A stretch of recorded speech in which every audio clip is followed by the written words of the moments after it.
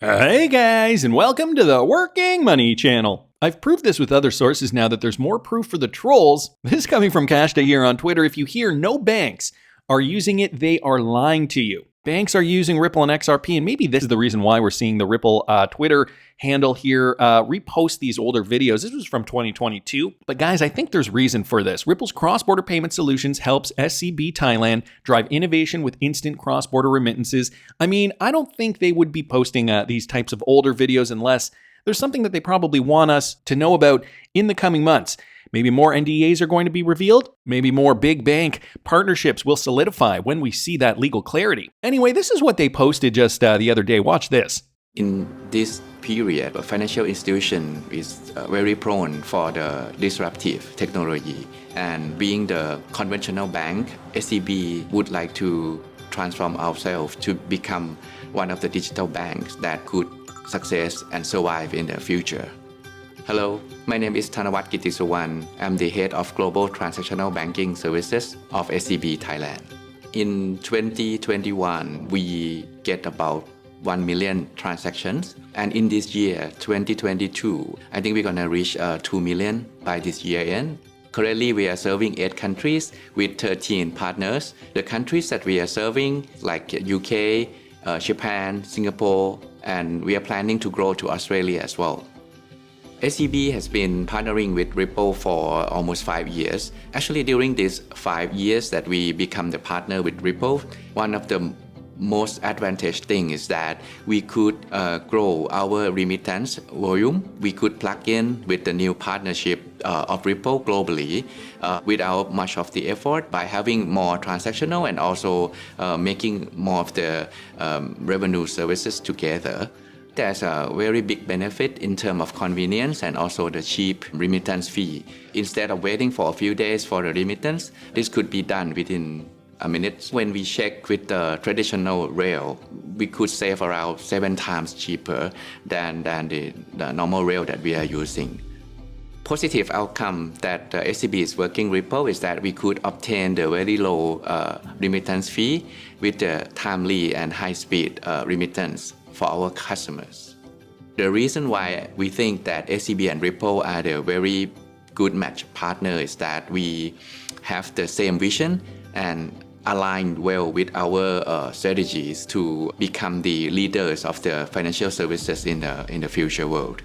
Ripple and SCB has very good alignment in terms of vision and in terms of the capability of both sides that could grow market together. So we believe that if we are growing together, we could achieve our big target. So rattling off some statistics, of course, this is again from 2 years ago. 1 minute processing time, 80,000 million transactions, again 2022, and 400 million monthly P2P remittance settlements. Of course, this has grown since, and I believe SCB Thailand is now in other countries. The countries that they said they wanted to enter, including Australia, and I think there were a couple of other ones there. So guys, why is Ripple doing this? And again, I'm going to say it, I have a feeling more banking partnerships are going to come to light in the coming months. Lewd XRP FLR here pointing this out. I am ready. And what he's talking about here is the Volta wallet. Now prepare to unlock incredible savings with Volta. This is a new credit card, the Volta credit card, guys, partnering up with Visa. And for those of you guys who do not know, this is part of the XRP payment or XR Payment Net project here, crypto simplified, and I will link this in the description for you. They do have partnerships with some big retailers, including IKEA, New Balance, Adidas, Bed Bath & Beyond, Home Depot, Under Armour, Walmart, and some others. Get ready to save. Another project here being built on the XRP ledger, and I will link this in the description of the video if you guys are interested in, I don't know, maybe signing up for one of these cards. It looks interesting. Another Ripple partner as well, Visa, is part of this collaboration. So there you guys have it, another option here for these new types of products entering the market. And I think this is just the beginning. I think we're going to see a lot more of these retail-sided crypto products that we can use now to make payments. Here's another one, guys, from Chad Steingraber. HSBC is now connected to Do It Now. So for those of you guys who do not know, there is a huge Ripple connection here, not just HSBC, but we've got HSBC, Mataco, Ripple, and Tranglo, and now connecting to Do It Now. So Do It Now is a real-time network in Malaysia, and that is powered by Tranglo specifically. Some of the benefits you guys can see down here include free for all HSBC customers, secure payments, they're fully secured and your information is safeguarded, instant real-time payments, of course running on the XRP ledger, easy, no more scrambling for account numbers and getting paid. So I'm sure a lot of their users' information is going to be stored on the blockchain, 24/7, easy to use anywhere, anytime. Simple registration, the Do It Now ID, just a few clicks away, and contactless transfer money without physical contact anytime, anywhere. Guys, this is the new face of payments. The banks are realizing it, and so they are jumping on board with a lot of these Ripple-enabled companies. And here's just some more information, a post from Chad from back on March the 5th. Just giving you a lowdown of what Do It Now is. So some big Ripple connections here with not just HSBC, but they also have the Metaco connection, of course, a company that Ripple did purchase recently, and that old partnership that they had with Tranglo from a few years back. So Do It Now, real-time network in Malaysia, happening in real time. Of course, Southeast Asia is already a very Ripple-enabled region of the world, and they have been for quite some time. Moving along though, guys, I happen to see this too from Mr. Man. I see you Twitter ad and raise you some DLT. It's your turn. So this has to do with Afreximbank and Ripple. They have now collaborated to revolutionize cross-border payments in Africa. We know about the partnership with OnAfrique. Okay, Ripple did partner with OnAfrique to power digital asset-enabled cross-border payments between Africa and the rest of the world. And so this partnership was aimed to enhance the speed and efficiency of payments between the Middle East, the UK, Australia, and Africa. These are big trading partners. This happened back in November of 2023. OnAfrique, which was previously called MFS Africa 2, they did rebrand. They did announce at that time that they were partnering to facilitate digital asset-enabled cross-border payments between these new countries, including the Gulf Corporation Council and the UK and Australia. OnAfrique was utilizing Ripple payments and had been since they were called MFS Africa, Ripple's crypto-enabled technology, to open up to 3 new payment corridors between Africa and the rest of the world. Customers of PayAngel in the UK, Pipple and GCC, and Zazi Transfer in Australia are now able to make speedy and cost-effective remittances and business payments to recipients in 27 countries across OnAfrique's Pan-African network. So they've really expanded here. And so what does this have to do with Afreximbank or Afreximbank? Not sure how to pronounce that. Well, guys, they just came out with this, uniting on the platform of Global Africa. This year's Afrexim annual meetings incorporates the Afro-Caribbean Trade and Investment Forum to forge a common vision to unlock sustainable development for all Africans. And so if you guys are living in Africa, maybe you want to register now for this event. These guys are the Trade Finance Bank of Africa, okay? Established in October of 1993 to finance and promote intra and extra-African trade. So all the trade, guys, that happens through the continent, not just one country, through the continent of Africa, happens through this organization, Afreximbank, and they are connected through OnAfrique, is the biggest provider for those, cross-border transfers. We've seen since November they have been leveraging their partnership with Ripple to get more business, to get more revenue from these other global partners, namely in the UK, Australia. So now these guys are, promoting themselves, allowing for the vision to be known that Africa is now down to do business, likely through Ripple technology, considering this OnAfrique partnership powers digital asset-enabled cross-border payments across the entire continent. When this came out, this was huge news. So another great update here from Mr. Man on Twitter that I just thought I'd bring to you guys today. Now, with regards to some more Ripple partnerships, guys, we've also got this from Pacen and Currency Cloud. Those are 2, not 1, but 2 Ripple partners. They're signing a major partnership towards expansion. So Currency Cloud, they're the Visa-owned cross-border payment fintech company. They've just signed a partnership with Pacen, helping the latter to expand their fintech services globally. So this is interesting. We rarely see this where 2 Ripple companies, 2 Ripple partners do team up. Not only that, there's a tertiary partnership here through Visa. So Visa does own Currency Cloud, and Visa is enabled through the Earthport connection to RippleNet. Currency Cloud, though, the cross-border payment company helping businesses simplify money movement in a multi-currency world, they've just extended their partnership to Pacen to help the latter expand their services globally. The global fintech leader in international money transfers, Pacen, can now further leverage services provided by Currency Cloud, which is wholly owned by Visa, to enable additional money transfer capabilities in the markets they operate in. In December of 2023, so only a few months ago, SVP Treasurer and Head of Cross-Border Solutions at Visa, she spoke about Visa's integration with Currency Cloud and how it has helped Visa deliver B2B 4X cross-border solutions. So now, guys, we're seeing this partnership extend. Currency Cloud and Pacen, both Ripple partners.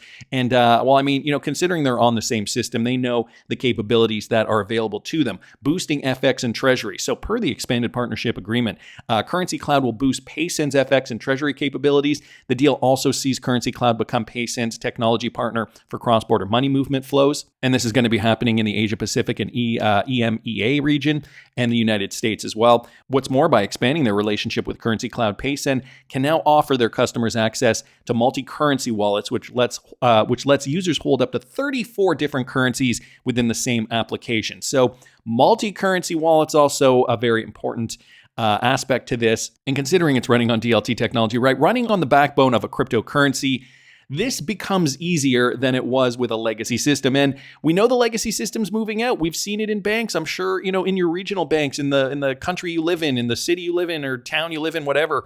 I'm sure you're seeing changes. And I'm sure if you ask a banker, what's happening, get a senior management person and ask them some questions about what's actually happening in the back end. Back in 2018, I don't think many people understood, even the bankers were really kind of privy to what was going on in the back end. But now I think things are changing so much and so drastically because of the legislation, because of crypto rules in many G7 nations and all over the place. This is happening now, and the bankers are becoming more privy to what is happening and how their industry is changing. Down here, now that it has extended its association with Currency Cloud, Pacen is significantly scaling its remittance offering too. So, and that's the other thing, they can now scale what they offer to bigger markets, the UK, the EU, Canada, and the United States. Drawing on Currency Cloud's remittance expertise and its track record on delivering cheaper, fairer, more transparent services compared with traditional suppliers, Pacen's customers in the key regions can now send remittances to over 180 countries via a SWIFT integration and other local payment networks. So the interoperability, right? That's also key for the people that have not, or for the businesses that have not expanded yet, or even the customers that might be on a legacy system. They can now integrate with both Ripple-enabled partners, Pacen and Currency Cloud in these particular markets. So thought that was interesting as well. We never, or rather we hardly ever see, it's rare to see two Ripple-enabled companies that have had Ripple partnerships for a while now, expanded to their own partnership. And not to mention, Visa is also part of this plan. So some interesting news there, I thought. Wrath of Kahneman, guys, also bringing this to our attention. So check this out. Interesting. On the UN side, payment technology. In a political context, okay, they've cited Ripple. Okay, they say this. Ripple is a well-managed example and Bitcoin is not, as a private cryptocurrency. They call it crypto, but not XRP. So obviously they're getting the definition wrong, but I think I get where they're going with this. The doc brings together crypto and other methods like Mbridge, and I will link this document in the description of the video for you guys. This is insights on good practices on CBDCs and fintech, the focus on CBDCs and bank-issued tokens. It was from a few months ago, but a pretty important paper, I think, when it comes to CBDC adoption, discussing the potential pitfalls, promises, tokenization, CBDCs, cryptocurrency, stablecoins, NFTs, all these things that are going to be part of a system that delivers the same thing, but more efficiently, more effectively, but in essence is just superior technologically. And so, for the bankers, they've always, when they heard the word cryptocurrency, this is why we had to change it to digital assets. They hear the word cryptocurrency, their automatic thing is to go to Bitcoin. Bitcoin was the first. Bitcoin is, the one that's gotten controversy in the news. The press has been, bad. Now it's kind of good because now, the big banks and financial institutions are, opening up so that investors can invest in Bitcoin ETFs. So, the optics, the buzz around Bitcoin has been up and down over the years. But here they mention private cryptocurrencies. So private cryptocurrencies, and guys, look at the only other company that they mention here. They have Bitcoin and Ripple. Then they have SWIFT, Buna, the BIS, and just an image here of some Chinese renminbi. So private currencies, they've created new channels for international payments, but may circumvent the power of central banks to regulate payment behavior, and when anonymous may play into the hands of criminal elements. But Ripple is a well-managed company. Bitcoin is not. So specifically mentioning Ripple, guys, and again, I have to reiterate, they mention Ripple, they do not mention any other company. Then they talk a little bit about stablecoins, regional cross-border payments such as Wise, global cross-border transfers, wholesale CBDCs, and they use the examples too of Project Dunbar and Project Mbridge from the bank for international settlements. Anyway, I will link this in the description if you guys want to peruse at your leisure. It is an interesting document here that I thought should be getting more traction. As Wrath of Kahneman puts it here, they do mention Ripple as a well-managed example of a company that leverages a cryptocurrency for a new financial system. And they outline Bitcoin as definitely not going to be that cryptocurrency. He does say down here, it's a very useful deck consolidating G20, CBDCs, ex-border, or rather cross-border payment players. It highlights BIS projects and surveys that are underway. It's definitely worth a read, and I agree. So again, I'll link this in the description of the video, but wanted to thank the Wrath of Kahneman for mentioning that. DJ Peter Vass here, guys, also bringing us a banger. This was from a couple of days ago. Over $1 billion in US Treasuries. Yeah, this is not global. This is US Treasuries specifically have now been tokenized on chain. So public blockchains, guys, are now being utilized for US Treasuries. The market for tokenized US Treasury debt is booming. The market value of Treasury notes tokenized through public blockchains like Ethereum, Polygon, Avalanche, Stellar, and others have crossed above $1 billion for the first time. Data tracked by Tom Wan, an analyst for crypto firm 21.co show. Tokenized treasuries are digital representations of U.S. government bonds that can be traded as tokens on the blockchain. So guys, $1 billion is a start. Again, this is still a drop in the bucket for what is yet to come. The market value has risen nearly tenfold since January last year and 18% since traditional finance giant BlackRock announced Ethereum-based tokenized fund BITRUE on March the 20th.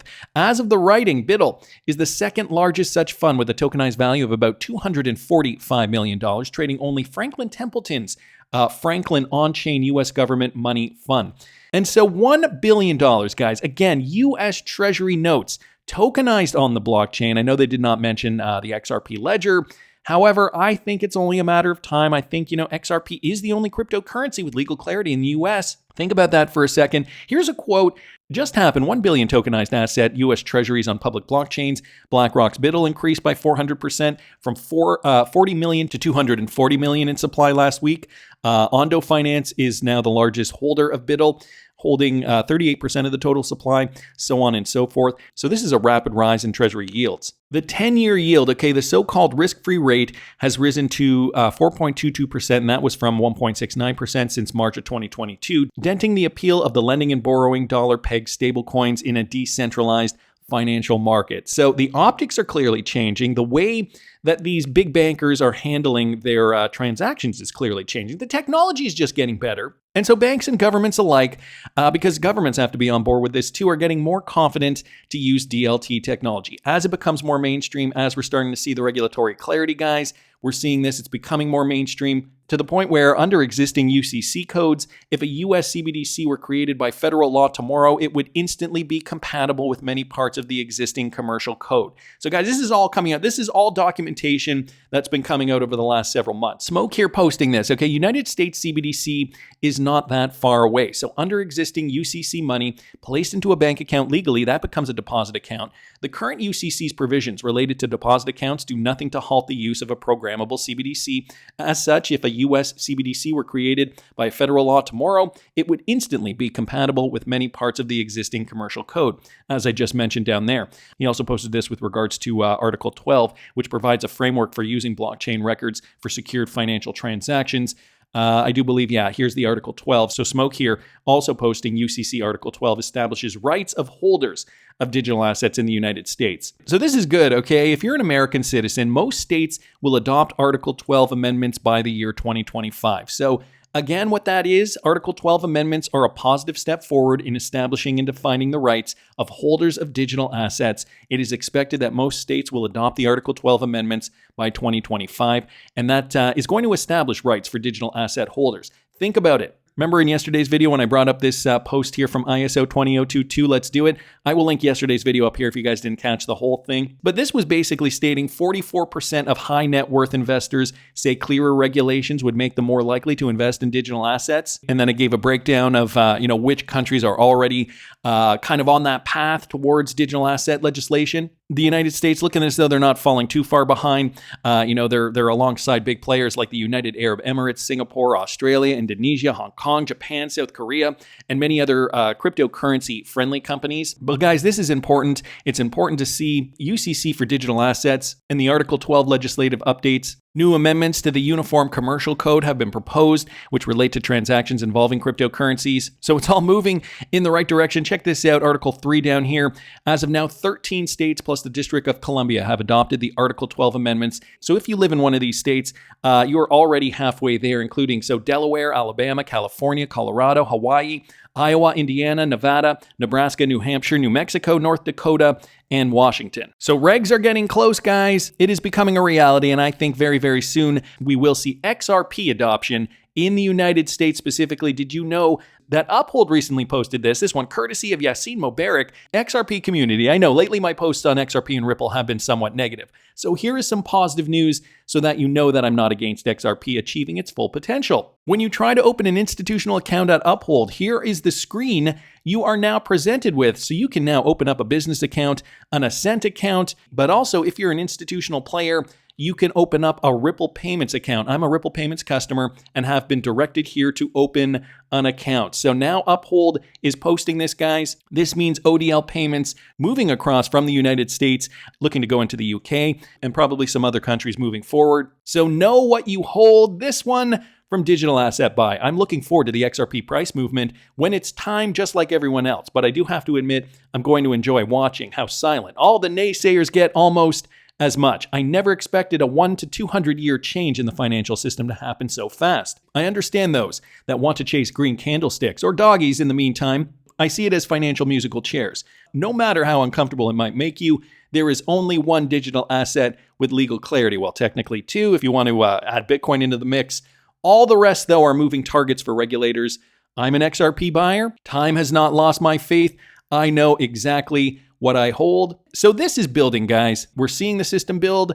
I'm even hoping that this real world utility, and I'm not the only one. I'm getting the sense that the real world utility is going to start to take off near the end of this bull run, 2024 into 2025. All the dates from all these documents are indicating that, meaning the cryptocurrencies that will have the true value, the 1%, will 99% disappear in a flush. The 1% will include utility tokens like XRP and a handful of others. And I'm really excited to see how high those prices go. That's just my opinion, but I want to hear what you guys think. Please subscribe to the channel if you haven't already. Like the video if you like the content I'm providing. I always love hearing your comments. See you in the next one, guys.